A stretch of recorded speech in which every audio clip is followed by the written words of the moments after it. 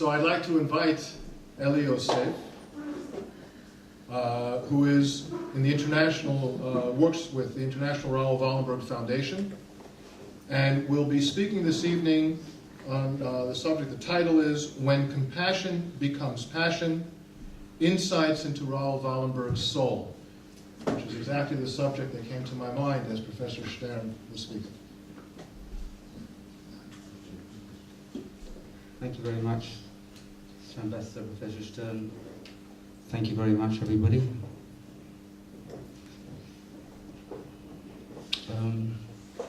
We all know that when we go into a dark room, we can't see very much unless we open the light. And the way I understand things, and maybe I'm wrong, if we want to understand anything about what happened really in the Holocaust, we also have to turn on a light. I have a big problem with the way we educate about the Holocaust to our kids, talking about the dark as if you can learn something about the dark. But when I try and go into Raoul Wallenberg's soul, maybe my interpretations of his soul are completely wrong. But at least I make an effort to understand who was this man, Raoul Wallenberg. When Raoul Wallenberg arrives in Budapest, the Swedish ambassador, Danielsson, asked him, how's he going to save the Jews? Does he have a plan? I don't know really, but I do have a secret weapon. Secret weapon? What's that? My imagination. Your imagination, Wallenberg. Maybe you should come down to earth. You know, we've got a few people here in Budapest that may present you some real challenges. For instance, we've got a guy called Colonel Ferenczy, head of the Hungarian police, who till yesterday rounded up over 437,000 Jews from the rural areas and sent them east. You've got another guy here, the head of the Arrow Cross, Frank Selassie, and he is the fear of every Jew who manages to escape because he's soon rounded up. And you also have Colonel Adolf Eichmann, head of the SS. Obviously, this was not new to Wallenberg. He knew who was here in Budapest. So why was it important to have this discussion between Danielsson, the Swedish ambassador, and Raoul Wallenberg? Maybe it was for us here tonight to understand what Wallenberg understood, and maybe we haven't understood till today. What Danielsson basically was saying, your enemy are Nazis. Wallenberg was saying, no, that's not my enemy. My enemy is, what does the Jew feel when he gets on a train? He answered. What does a Jew feel when he gets on the train? What would I feel if I got on a train? I would feel abandoned.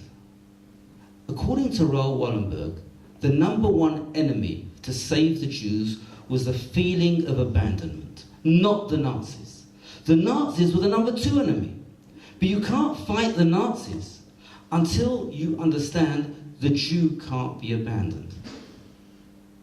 So he understood who were the number one enemy of the Jewish people. The feeling of abandonment. So what do you do with the feeling of abandonment? When Wallenberg arrives in Budapest in June 1944, July 44, the protocols of Auschwitz had just been released. If he had read them, and some people say he probably wouldn't have come across the following story that Eli Iosef recounts when he arrives in Auschwitz. He arrived a few months earlier from Siget. And when he arrives in Auschwitz, he says the following story that happened to him.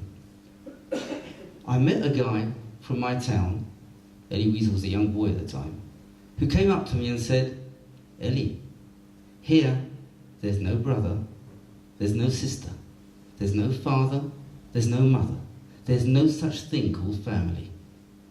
You're by yourself here. Many years later, Raoul Wallenberg didn't hear the singer Bob Dylan sing. How many ears must one man have in order to hear people cry? How many times must a man turn his head away and pretend he just doesn't see? The answer, my friends, is blowing in the winds, blowing in the winds. Raoul Wallenberg knew the answer. He knew the answer. He knew that in order to save Jews, they have to become your brothers. In other words, when we talk about Jews to our kids, what do we say? European Jewry? Hungarian Jewry, Czechoslovakian Jewry, Hungarian Jewry, Polish Jewry. Wallenberg didn't know that terminology. It was foreign to him. When he went out to save Jews, they were my Jews, my brothers, my sisters. So when he hugs the pain of the Jew, the feeling of abandonment, he feels an inner sense of authority. So when he comes out of a meeting with the leader of Hungary, Horthy, and he demands 5,000 permits to save Jews when Horthy was only prepared to give 500, he comes out and what does he say? I felt I was morally taller than him. In other words, he feels an inner moral authority because he has that incredible power that he hugged the pain of the Jew and turned that pain into power. How many times did we hear the words, Chaser onim? We were powerless during the Holocaust. We couldn't save the Jews. We didn't have tzahal. We didn't have an army. We didn't have a state. A lot of baloney. We could have saved every one of them. Because if we would have had a heart. Wallenberg is the absolute proof that every single Jew could have been saved. As Eli Wiesel writes to the preface of the book, written by Pierre Anger, who was the aide of Raoul Wallenberg, everyone could have been saved. No one should have arrived in Auschwitz. Because he turns the pain into the power, or as we say in our prayers, Kohanecha, Yilbeshu Tzedek, the Kohen, the lover. It's as if he was dressed in justice. What does that mean? When Wallenberg is faced with difficulty, a woman says, the mother of Tommy Lapid was taken from one of the houses to the Danube River. After a few hours, she comes back and her son Tommy says, Mum, what happened? We were by the river, the Nazis loaded their guns and I already saw myself falling in the water. And then he came from nowhere. He shouted at them, how dare you take my Jews? If you want to kill them, you have to kill me first. They argued between themselves, let's kill him or let's not kill him. And then he just took us away. As if he felt that inner power that he could do whatever he liked. When he received threats to his life, we were already told, he said, I do not go back to Stockholm until I've saved the last Jew. And when the things turn around and the arrow cross, the Nazi Hungarians take power, he is basically left with no one to threaten. Who's he going to threaten now? Nazis and Nazis. How can he win? But Wallenberg was a man who wasn't motivated by the hate of Nazis like everybody else. He was motivated by the love of Jews, the love of human beings. So when he sent loads and loads of papers to different Nazis, save your own humanity, come over to me.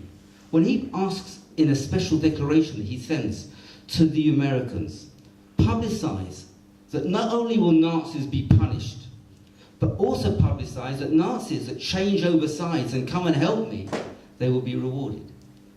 So when a guy called Paul Salai knocks on his door and says to him, I work with the Nazis, but now I've come to help you. And I give you 100 soldiers that will defend your houses. How is that possible? A person, not only does he inspire many good people of the neutral legations to save Jews, but he even inspires people who worked with the Nazis yesterday to turn around, Mioyev, Leohev, from an enemy to a lover. He turns people around. And he has no fear of turning to everybody. He goes and sees the wife of the Hungarian foreign minister, the Nazi Hungarian foreign minister, the Baron Kemeny. And he convinces her to pressure her husband to make sure that the Nazi Hungarians respect the extraterritorial place of all his houses, and the Swedish and the Swiss and the Red Cross. In other words, this guy is motivated by what? By an incredible love for humanity, and in this case, the Jews. So when he's told about the death marches, and told to the threats on his own life by Eichmann, he takes trucks with the Red Cross and goes after the death marches. And a girl called Miriam, who is asleep by one of the factories, tells the following story. I had seen many people die during the death march. When we lay down there, I wanted to die myself. I didn't want to get up in the morning. And then when morning came, suddenly I see a dream. A guy puts his hand on my head and asks me in a very gentle way my name. He tells me, don't worry, I'll come back for you. And he writes down my name in his book. And he goes to see another person. And she relates. What surprised me about this man is not that he came to save us, but he thought we were worthy of being saved. The very fact that he thought that we were being worthy of being saved created a morale amongst us that you cannot imagine. That we were worthy of being saved. In other words, Raoul Wallenberg saw what everybody else didn't see. That these people were his brothers, that these people were his sisters, that these people were really part of him. And consequently, that gave him an incredible power. We have a verse in the Bible that goes something like this. Ve'afta l'recha kamocha anochi Hashem. And thou shalt love your fellow man as yourself. I am God. I don't know if my interpretation is right. It's not always orthodox. But what I understand what it means is that when somebody loves somebody else in a real way, he receives angelic power. He receives God's power. He can act like an angel. No one can stop him. And consequently, that's how Raoul Wallenberg worked in Budapest in those years. The way I understand it. To the point that when he hears that Eichmann has decided to destroy all the Jews in Budapest by the meaning of a massacre, he invites Adolf Eichmann and he has a confrontation with him. And he tells him, it's the end, Eichmann. Can't you see the Russians are coming close? Now, at least, cancel the order to destroy the Jews in the ghetto. Eichmann laughs him off and threatens him that he will die, even though he is a Swedish diplomat, and not to have any illusions that they're friends. Wallenberg doesn't despair. He contacts General Schmidtauer, the general who is supposed to give the order to the 700 soldiers at the Central Hotel to carry out the massacre. And he tells him very clearly, if you carry out this massacre, I will not put my head on a pillow until I bring you to justice and take you to the gallows. On the one hand, he brings Nazis to help him. On the other hand, he threatens Nazis that he cannot convince. And with Schmidtauer, he succeeded. Some people therefore credit Wallenberg having saved 100,000 Jews, and some historians argue that fact. What is certain is that he wasn't prepared to give up till the very last second. However, the story of Raoul Wallenberg ends with a tragedy. The tragedy that he's taken to Lubyanka, a Russian prison. There, somebody asks him, "Who are you?" "My name's Raoul Wallenberg." "What are you doing here?" "Well, I was on a humanitarian mission to save Jews. And the Russians arrested me as if I'm some American spy." The guy looked at him unbelievingly and laughed. "You know who I am? My name is Captain Gustav Richter of the SS in Romania. I was Eichmann's right-hand man. And now we're here together in the same cell. Ironic, no, Wallenberg? Tell me, Wallenberg, was it worth it to save all those Jews? What do you get out of it, Wallenberg? You're just an innocent guy, Wallenberg. A simple guy. What we call a mug.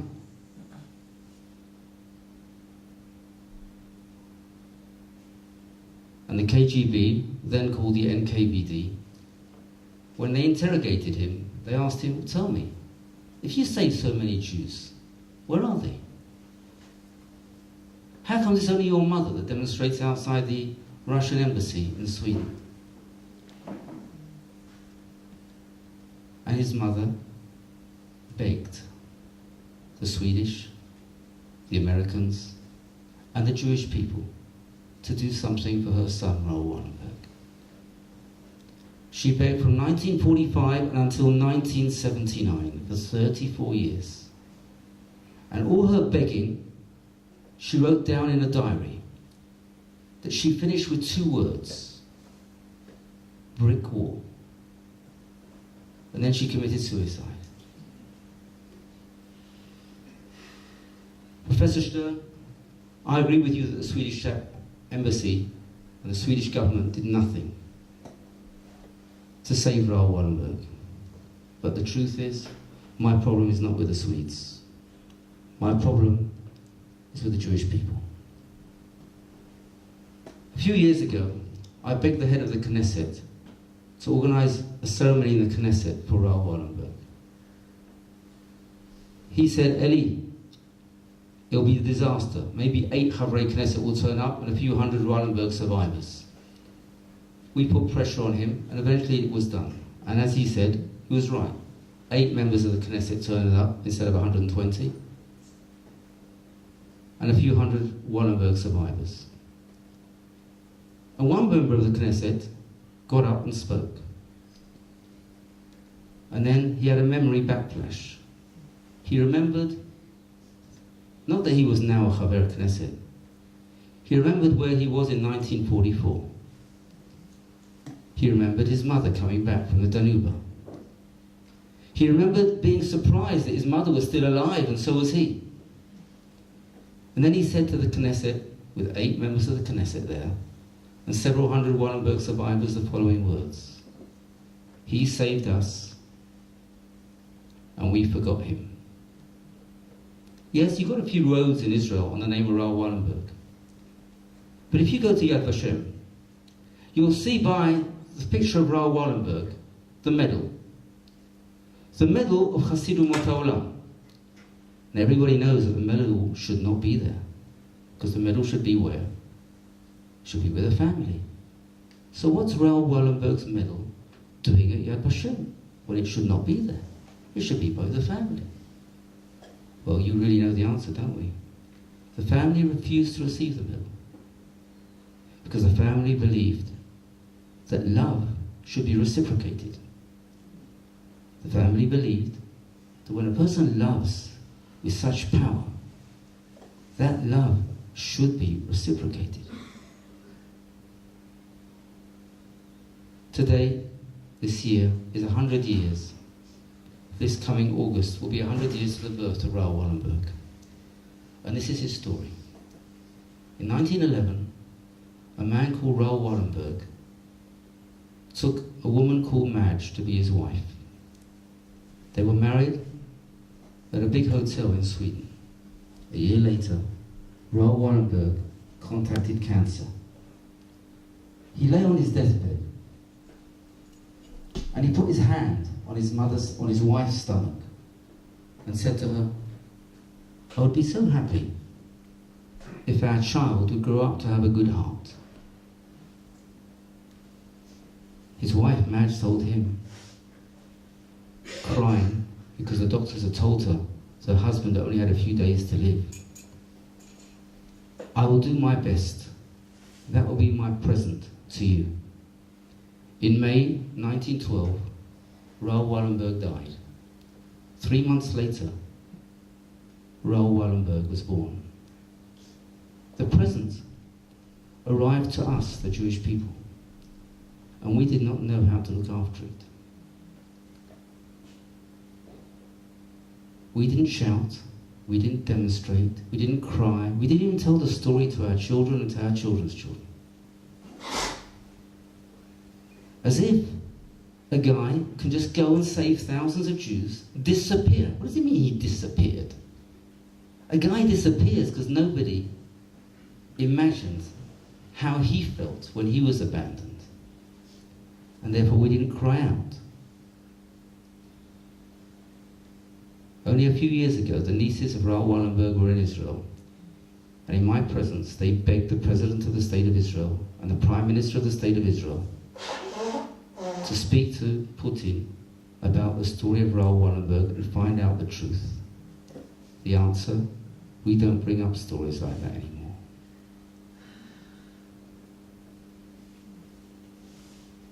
What am I trying to say? Is that in 2 words, that Nazi who shared a prison cell with Raoul Wallenberg didn't laugh at Raoul Wallenberg. He laughed at me. He laughed at us that we don't know that if we really wanted to teach our children something about the Holocaust, then we would have taught them the story of Raoul Wallenberg. How the power of love could easily, I repeat the word, easily overcome the power of hate. But we didn't. I have a dream that this year, the 100th year of Raoul Wallenberg's birth, the love story between Raoul Wallenberg and the Jewish people would be reborn. When we expose this story to our youth, then they would love this person with a love that is inexplainable. And we would also have and understand that after 2,000 years of exile, after 2,000 years that we suffered at the hands of satanic forces, that we should have at the beginning, at the top of our educational programs, angelic education, and maybe the greatest angel of all was Raoul Wallenberg, through whom we should teach our kids. And maybe through that, we would live what is written in the Mishnah. Ahava shelo talui b'davar mitkayem le'olam. Love that depends on nothing, it lives on forever. And it's not just part of a historical period, 1944, 1945, but it's part of our children forever and ever. And maybe those words of Yecheskel will be realized. And on that day, I will take away the heart of stone and give you a new heart and a new spirit, a heart of flesh. Thank you.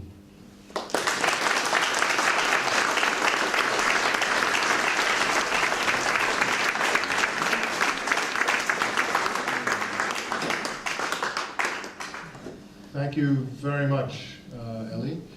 I'd like to open the floor to whoever would like to ask a question, to any of the speakers, all the speakers. We've had some interesting thoughts, provocative comments.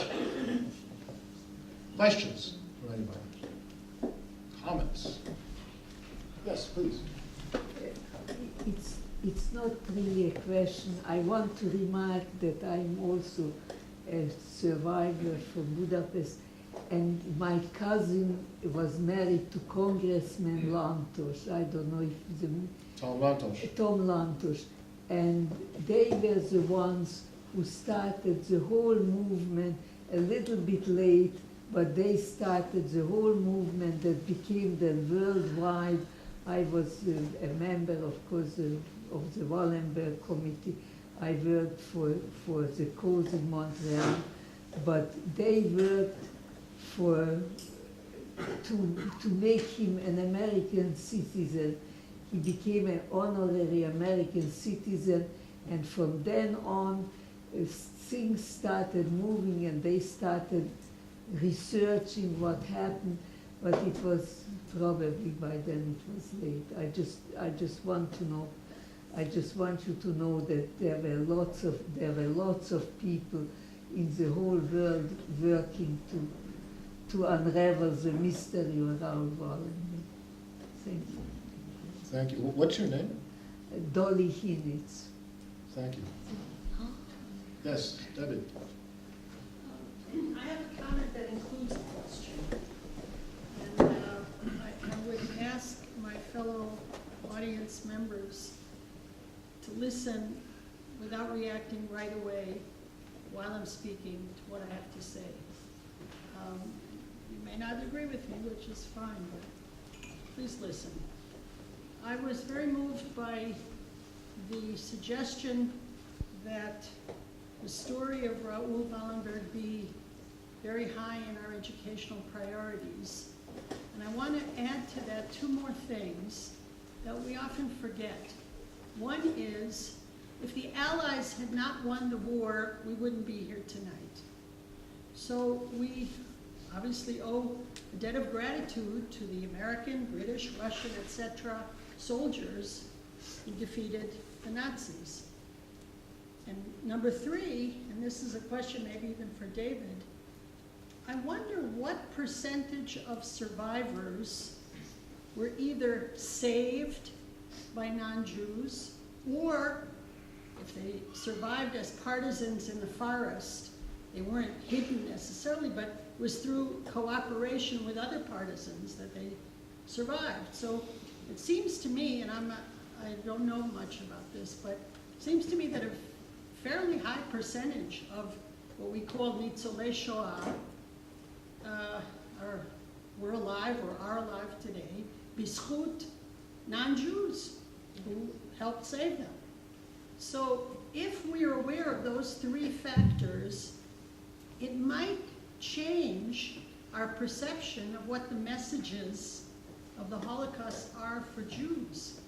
And maybe we won't come away saying the message is Kol ha'olam negdenu.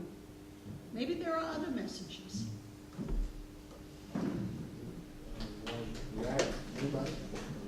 As a historian, I'd like to respond to your question. I don't think that Kol Ha'olam Negdenu. I just think that